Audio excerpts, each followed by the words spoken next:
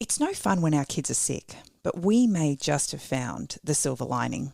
Apple and raspberry and orange flavoured electrolyte slushies made by Rehydrate. Rehydrate slushies are a tasty way to get essential electrolytes into our little ones when they're dehydrated from sickness or even just the Aussie heat. They're delicious and they'll help your little ones feel better in no time. Grab Rehydrate from Coles today.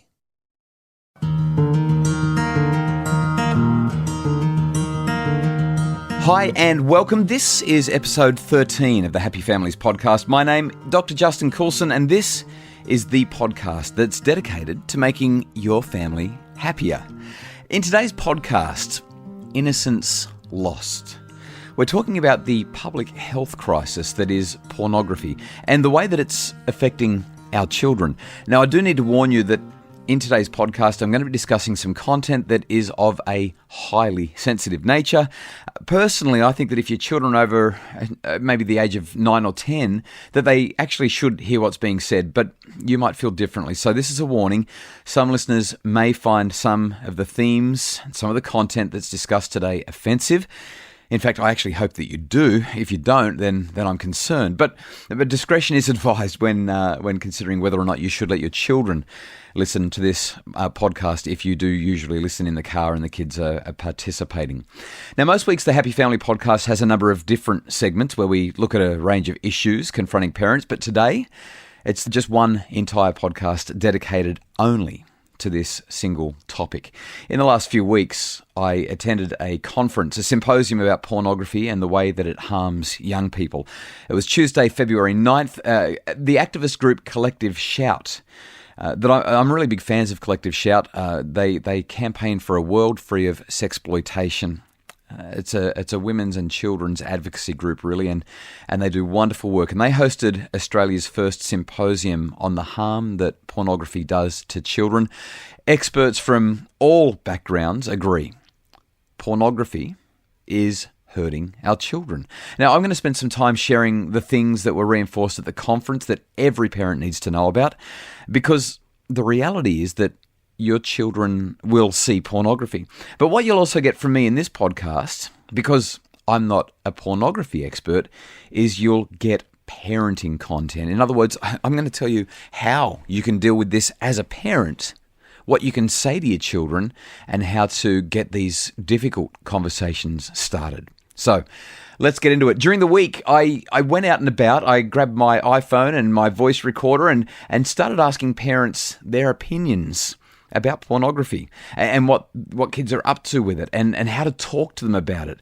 And the results of my very small sample conversations were quite fascinating. I wanted to know whether I'm the only parent who's worried about this stuff. I'm concerned about it because I think that what would be available out there would be very disturbing and would probably be giving boys and girls the wrong messages.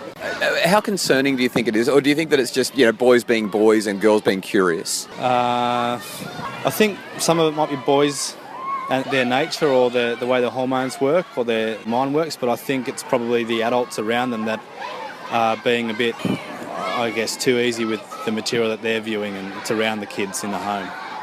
This is something I've been thinking about quite recently. I, in my role, use a lot of social media in my job, and I looked up a very innocent hashtag on Instagram the other day, and the hashtag, I'll say it was hashtag autumn. And when I went into autumn, my mind was blown at the pictures that confronted me. They had nothing to do with the season. It was full-on XXX rated, the images that I came across, and that's when I actually started thinking this might be something I need to look into further. Yeah, I'm really concerned, especially with the iPads and the technology nowadays. But there's measures you can take, parental locks and things, and you have to monitor your kids the whole time. Yeah. So your children will see pornography. It's not a matter of if, but when. Why is that? Well, pornography is everywhere. Some analysis indicates that up to 30% of all internet traffic is pornographic, 30%. Now, some will argue that it's a lot lower, somewhere around about 4%, but I think that somewhere between 4 and 30 is still a lot of internet traffic, and most experts would agree it's on the high side there. Installing filters is useful, and you should at least consider it, because that will save your children accidentally stumbling on stuff. But that's not enough. Kids can get around filters. There's all sorts of ways. And apart from that, even if you go as far as to keep devices out of bedrooms, which I think is essential, it's not going to protect your children fully, because there are things called neighbours and friends. And maybe your children's friends are okay, but they've got a big brother or a father or an uncle or somebody else in the home who's exposing them to it. Or maybe there's just a big kid on the bus that's got a loud mouth and a big iPad screen. Or somebody else somewhere else will expose your child to pornography if your child's not already looking for it. I said this at the start, and I'm going to say it a few times. Pornography is a public health crisis. It used to just be the wowzerish and religiously conservative voices that were concerned about pornography. But it's no longer an issue of morality. Pornography is genuinely changing society, and the change isn't good. So we'll talk about that throughout this podcast as well. But when do our children actually come across pornography for the first time? Where do they see it for the first time? I asked a handful of parents at the school gate, and we'll hear them tell us what they think right after this. Your conference starts in 5 minutes. People are inside, taking their chairs. I wonder what's going to happen next. Perhaps you're worried about the guest speakers. What will they say? Will it be appropriate, relevant, and up to date? Will it be evidence-based? Is it going to be stimulating? You want people to come to you at the end of the day and say, "Wow, thanks for organising today. I took so much away from the conference." Dr. Justin Coulson can help.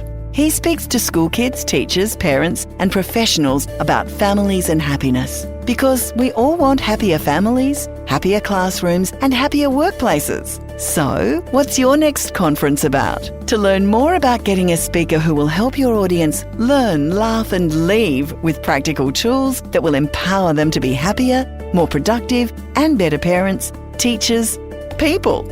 And if you'd like the credit for having chosen that speaker, visit happyfamilies.com.au for more information about booking Dr. Justin Coulson as a speaker at your next conference. Just before the break, I mentioned that I spoke to some parents about when they think that their children stumble across pornography for the first time, at what age. Well, let's find out what those parents thought. I asked them while I was down at the local school earlier this week. Oh, I'd love to think about 18, but I'm probably thinking maybe 12. I do think I read recently that boys as young as 14 might be seeing it. Perhaps they've got older siblings, or that perhaps they're finding it when they're using computer technology. My child's 4, so I'm glad I haven't had to do that yet. But I guess it's listening to their prompts and cues, and when they're asking questions, maybe not being afraid to get into it with them then. What happens if they never ask you the question? Then you just got to pick that time and do it. One parent told me about her 7-year-old. He was exposed to pornography in the school classroom.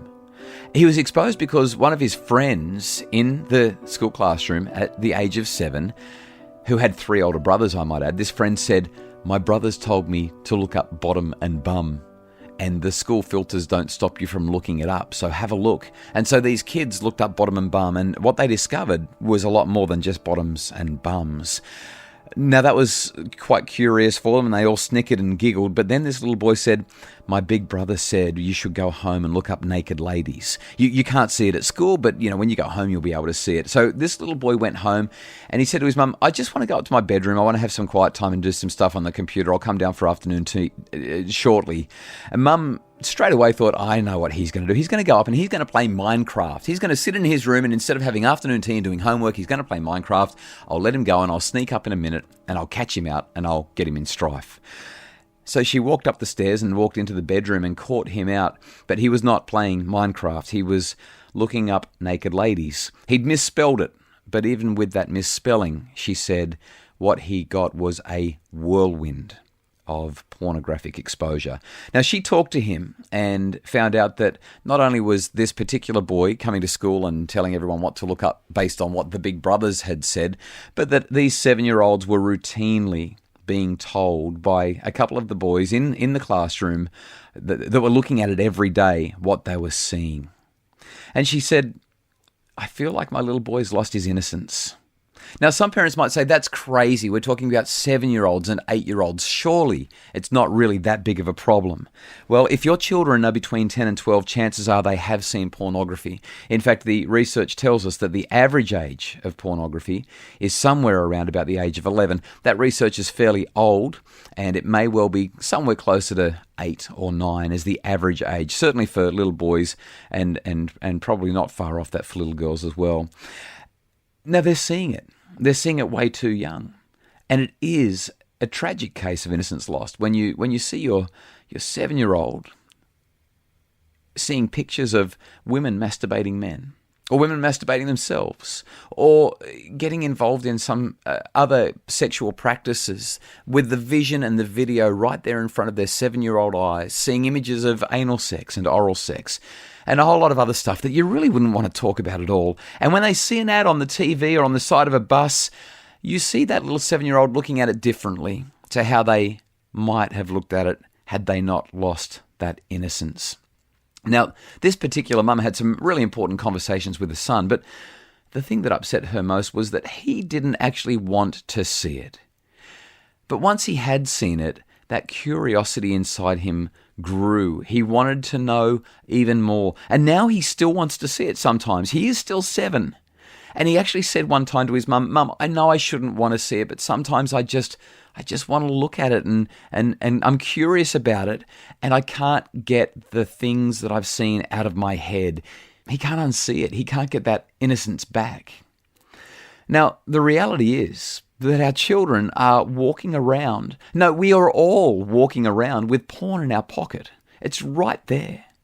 And as I mentioned, the research says that kids by about the age of 11 are seeing it. In fact, the best research that we've got is quite outdated. As you can imagine, doing research with children and asking them about their pornography viewing habits is an ethically challenging place to research. There's not a lot of funding for it, and apart from that, not many parents are okay with researchers asking their 7 and 8 and 9-year-olds what they do with porn. So we don't have a lot of great research. The best research that I'm aware of comes from 2006 in a report that indicated that over 90% of our 13 to 16-year-old boys have seen pornography, and more than 60% of girls have also seen it. Now, you think about it, 2006, that was before we had smartphones and tablets. It was before we had 4G internet, and we've had enormous technological advancements since that report. Like I said, I think that the average age now is probably less than 10, maybe 9. Some experts that I've spoken to would argue that maybe it's around about the age of 8. And while that's the average, what that means is that there are plenty of children who fall below the average, just as there are some who come in after the average. There are kids who are 5 and 6 and 7 who are being exposed to pornography. We all hope that our children will be the ones that don't see it at all, or not until they're much older, but we're talking about a fairly young average age here. Let's think about this from their perspective for a second. This means that they are seeing people have sex on a screen before they've ever felt the hand of somebody that they're interested in hold theirs. They're seeing this imagery before they've ever felt those butterflies in their stomach that come before you put your arm around someone for the first time, before they've ever kissed somebody, before they even really know what it is to feel romantic or intimate feelings for another person, before they know the pleasure of feeling someone's skin against their own, before they even know what's actually happening on that screen. And by the way, it is everywhere. The UK Children's Commissioner released a report a couple of years ago. I'll link to it in the show notes at happyfamilies.com.au/podcast/13, as in the number 13. And this report was called Basically, Porn is Everywhere. It's available for free. Like I said, I'll put it in the show notes so that you can access it. It's a fascinating read. And what the UK Children's Commissioner report provides more evidence of is that pornography proliferates everything online, especially social media. It's all over Twitter, it's all over Tumblr, it's riddled throughout Instagram, which, by the way, each of those social media sites has an advisory age of 13 plus. That's the 13 plus age guideline. Kids under 13 shouldn't be on there, but I'll tell you what, you don't want your 13-year-old seeing some of the stuff that's there. Snapchat, by the way, also 13 plus. It's renowned for explicit content. And Kick Messenger 17 plus for that one, by the way, is as bad, if not worse. In fact, I think it is worse than any of the ones I've just mentioned. And this is the thing. All of our children are on these social media sites, and many parents are letting them on well before the age of 13, and they will be exposed to it. It happens through innocent searches, through hashtags or other search operations. You'll find content that's completely unrelated to what you're looking for and totally unexpected. One example, I was looking for a tree recently. I was looking for a nice scene for a blog that I was putting together. I just wanted to find a tree. Instagram was my first option. I typed in tree, and this Instagram social media app, which is the number one choice of app for most of our kids, may actually be one of the worst places that you can go, because people who are producing pornography are using all of these innocent hashtags so people will accidentally stumble on what they find, because when they accidentally stumble on it, their curiosity is piqued and off it goes. I think that Instagram and social media generally may be one of the worst places you can let your children play if keeping them safe from pornography is important to you. So porn is in our pockets, and it's in the pockets of our children, and it's in their friends' pockets, and everyone else that they come in contact with who owns a smartphone or any other kind of internet-enabled device. So with all of that as background, next, we're going to find out what parents said when I asked them how old their children should be before they talk about pornography. When it comes to toilet training, things can get a little stuck. Dr. Justin Coulson has written a No Mess, No Fuss ebook to help. Written for busy parents, you'll whiz through how to toilet train your child without getting bogged in too much detail. You'll find straight-shooting answers about toilet training based on scientific research, like how to know when your child is ready to toilet train, and the most popular toilet training approaches and what science says about them. This is the fast-flowing, easy-to-digest ebook to get your kids going at the right time, in the right place, and the right way. Toilet training, easy as 1, 2, wee. Available at happyfamilies.com.au. Welcome back. I'm Dr. Justin Coulson, and this is the Happy Families podcast. Today, Innocence Lost. We're talking pornography. We now know that pornography is everywhere. We also know that our children, especially, unfortunately, our boys, are being exposed to it at younger and younger ages. Nobody wants to talk porn with a 7-year-old. So I visited a school near my home and I asked parents, how old should you be before you have the porn talk with your children? Here's what parents said. I think it needs to be really early that you talk to them. We talk to our 4-year-old about pornography. How do you talk to a 4-year-old about porn? We basically say that it's pornography is people with little or no clothes on, and that's private and we shouldn't be seeing it. Are you worried about your kids seeing it? Yes, and we basically say that, they will see it, and that's, if they do see it, it's normal to be curious, but they need to turn it off and come and tell us about it. I think that they need to be at an age where they probably already have an idea about the birds and the bees, first of all, so that they have some context.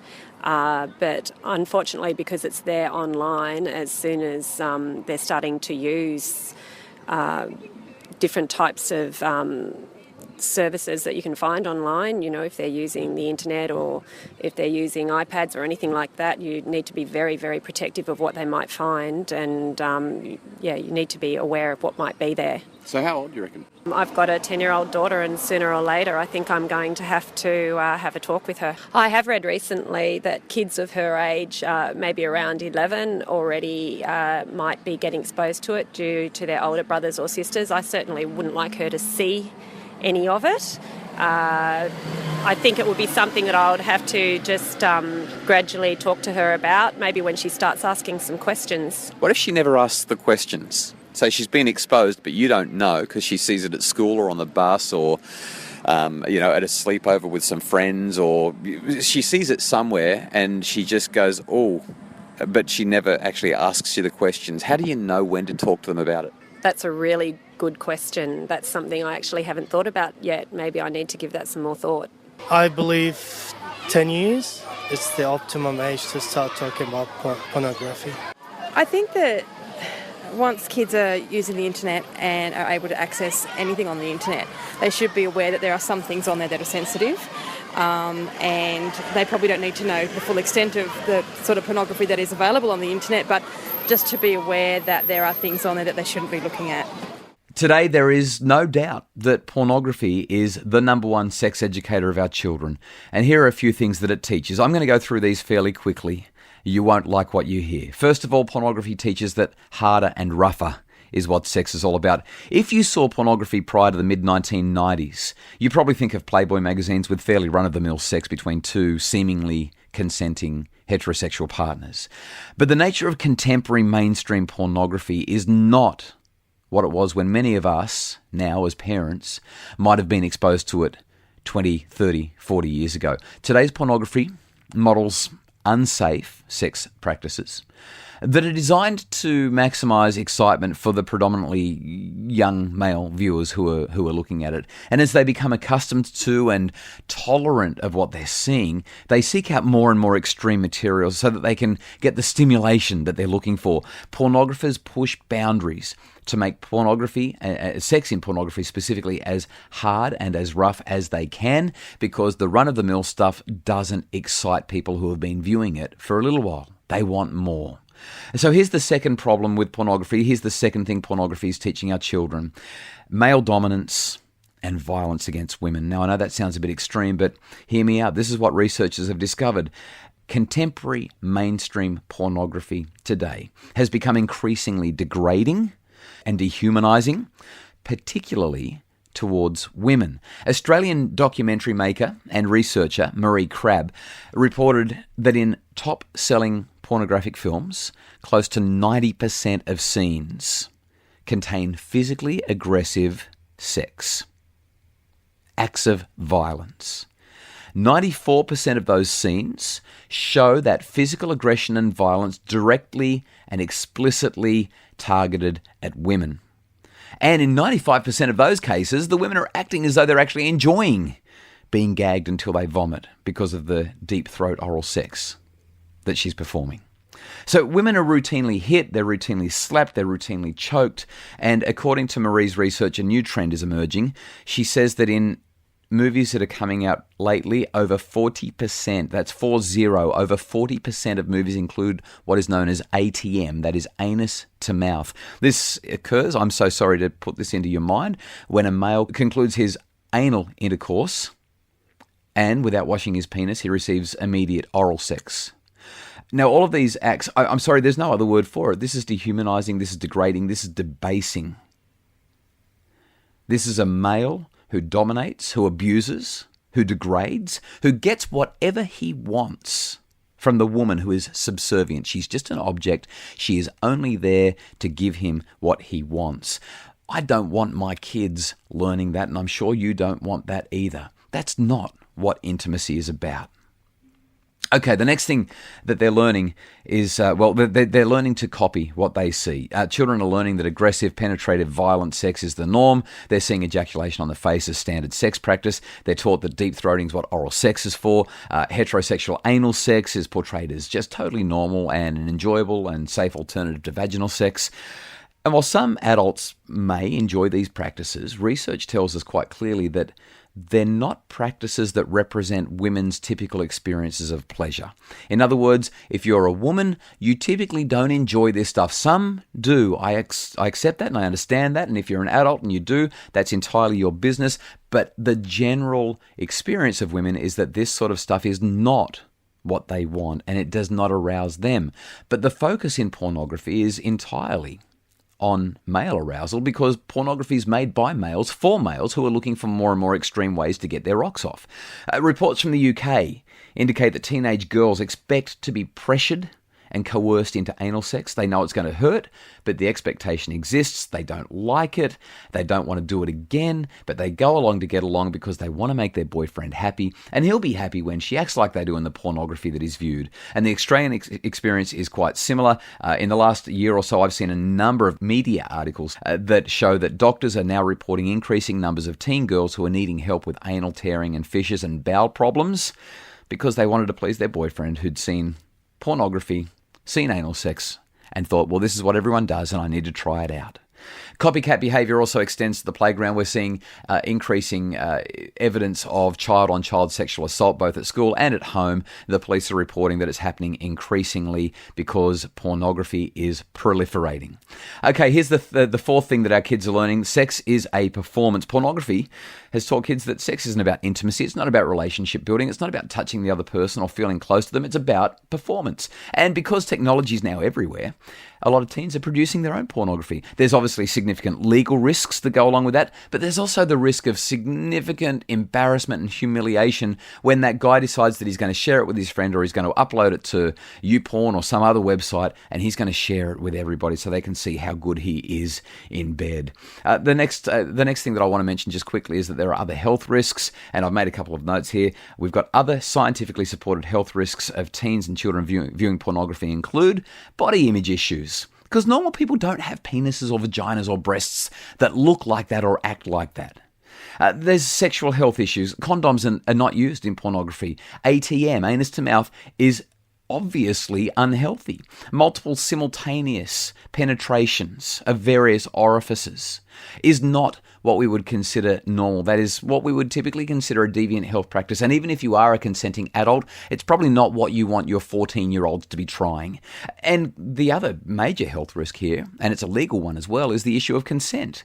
Research shows that viewing pornography makes boys think that girls are just there for their pleasure, and it increases acceptance of rape ideology. Wow. So with all of that, there's one more argument that I'd like to make quickly about why we need to keep our kids and even ourselves away from pornography, and it's the humanitarian argument. Violence against women is the leading cause of illness, injury and death in 15 to 45-year-old women in this country. And what pornography does is it eroticizes the key drivers of violence against women. It makes unequal gender relationships hot and sexy. It makes violence sexy. And it promotes this rigid sex stereotype and this rigid sex role that says that men should dominate women. And it actually enacts violence against women. And teens and children, when they see this pornography, they see the images. The images are memorable. They're emotive. Their brains are stimulated. They believe new things about sex and intimacy, and their behaviors follow the beliefs, and their behaviors follow what they've seen.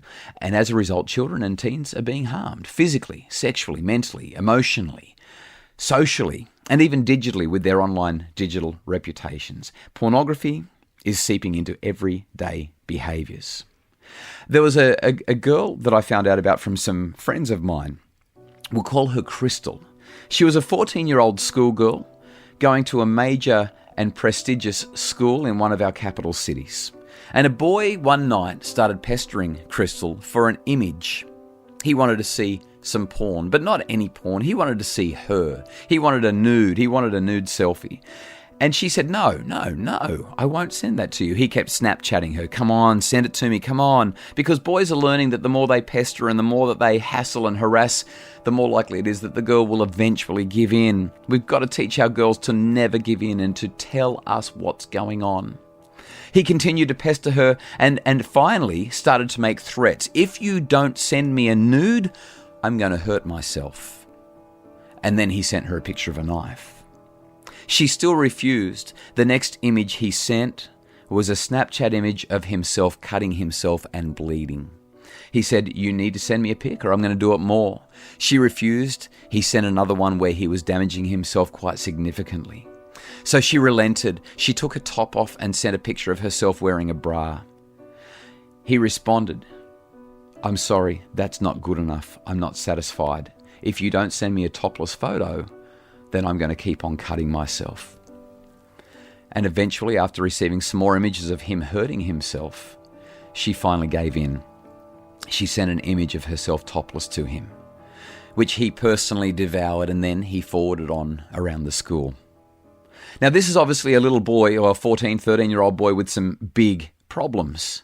And technology is only facilitating his access to make that problem worse, but it's also facilitating the opportunity to make this stuff happen all the time. 14-year-old girls should not be dealing with this, and nor should younger girls, and nor, in fact, should any girl or boy at any age. Nobody should be harassed to do this. This is absolutely criminal behaviour. As an aside, and this is important, the school was notified when Crystal broke down. She was absolutely shattered. She ended up telling another family member because she couldn't bring herself to tell her parents. That family member encouraged her to tell her parents. She eventually told her parents. Her very concerned parents contacted the school and said, something's got to be done. We really think that there needs to be some intervention here.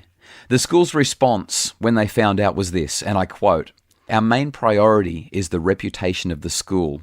We're concerned that this will harm the school's reputation." Crystal's parents were floored. They couldn't believe what they heard. They pushed the school to do something more than nothing because nothing was changing. And nothing changed for a little while.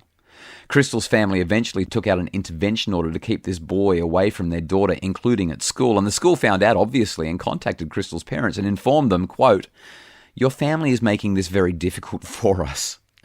I just thought, wow, what are we supposed to do here? So I asked some parents, what would you say to your kids? How would you have this conversation, warning them about nudes or warning them about pornography generally? And we're going to find out what they said next. Plus, I'm going to share my tips on how to overcome the pornography problem. Are you pulling your hair out because your child won't listen? Do you find yourself shouting at the children because you just don't know what else to do?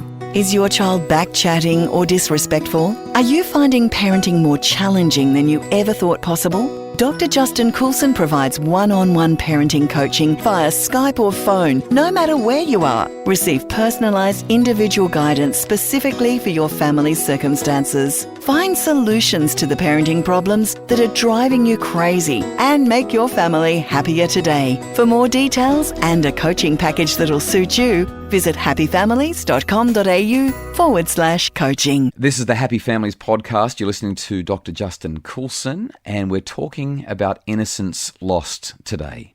The problem of pornography. It's a pretty heavy issue and it can leave us feeling hopeless.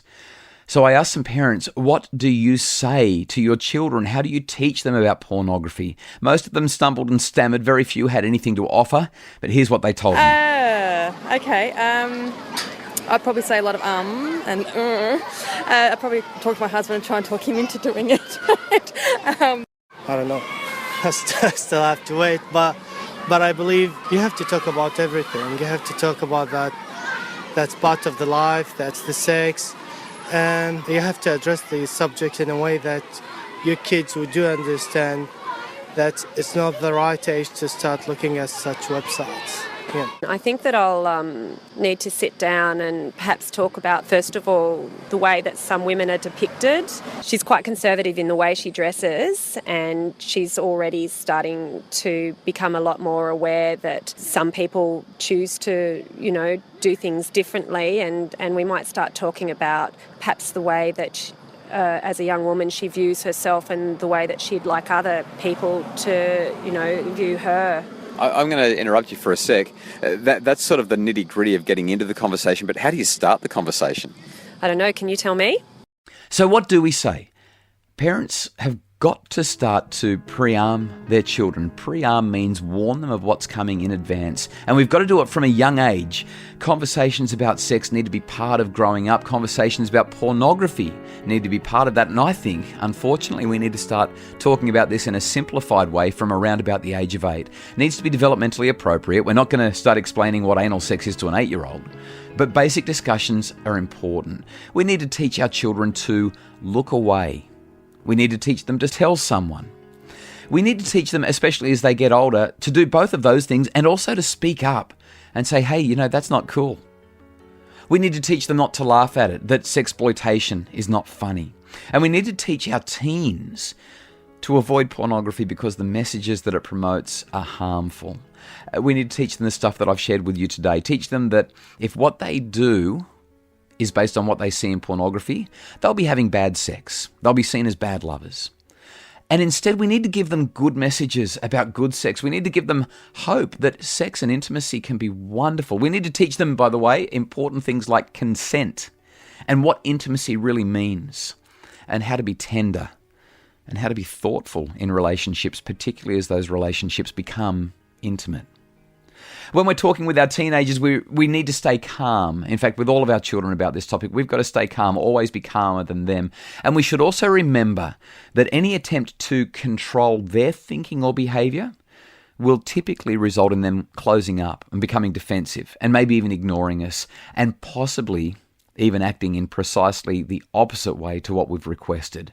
If we go in with the, look, it's my house, it's my rules, you're not to do it, we'll squash dialogue, we'll minimise trust, and we'll just push the unwanted behaviour underground.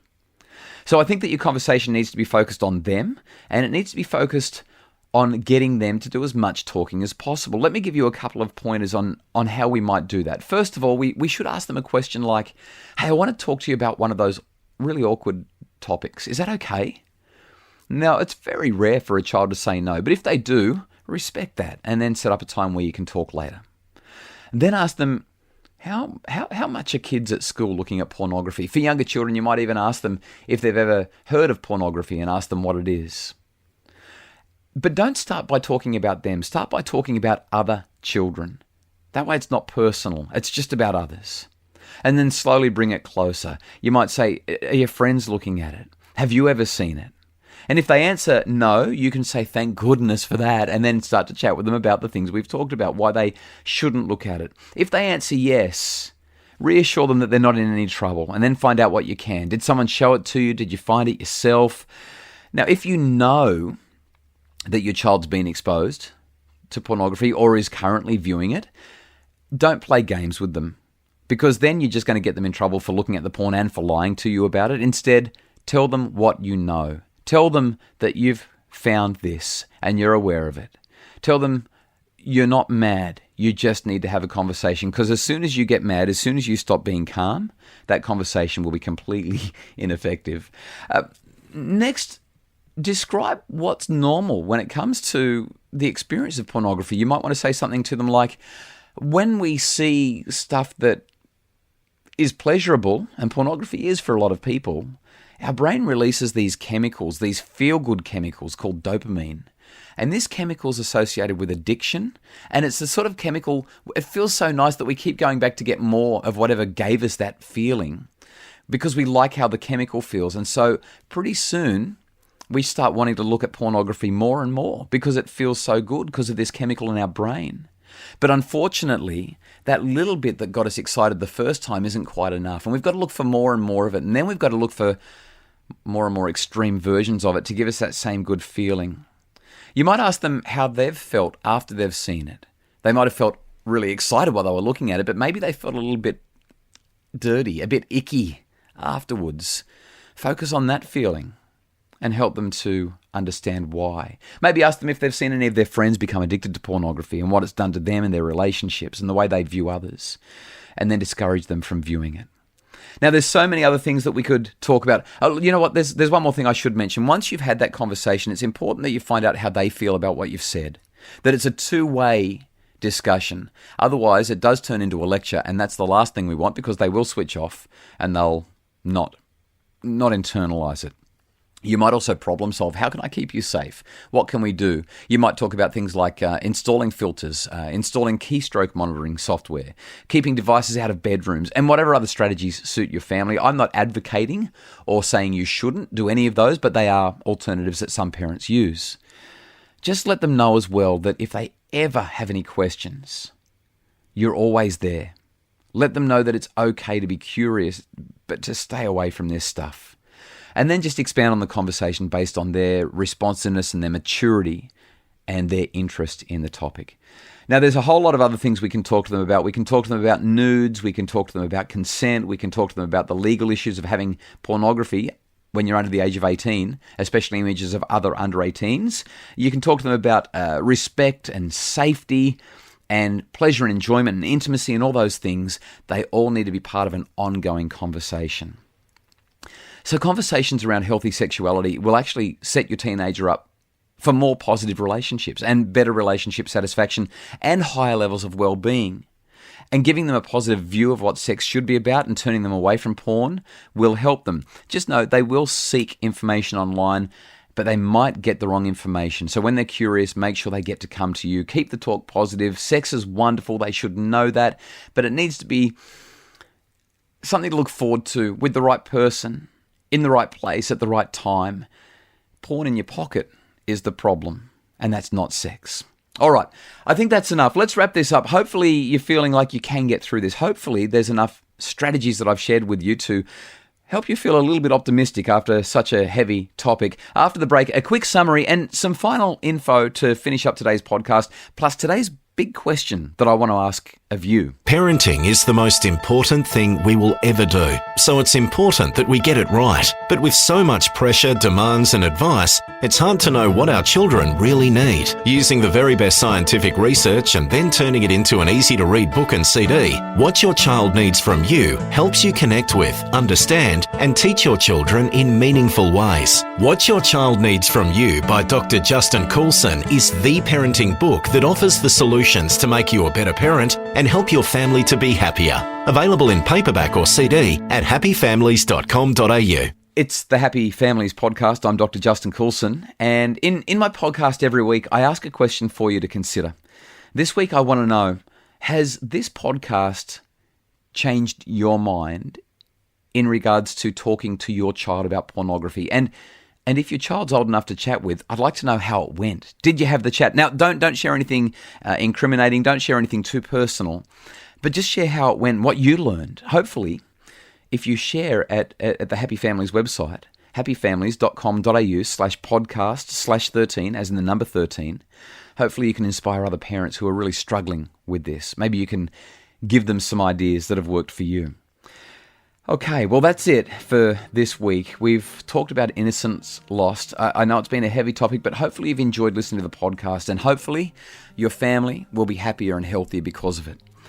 I want to let you know that my new book, 21 Days to a Happier Family, has now been the #1 book on the Dymocks Parenting, Health and Lifestyle book list for the last 4 weeks since its release. It's going great. If you haven't grabbed a copy yet, make sure you take a look. It's well worth it. There's loads of tips for making your family happier, and even for setting limits around stuff like pornography. A couple of pages devoted to that very topic.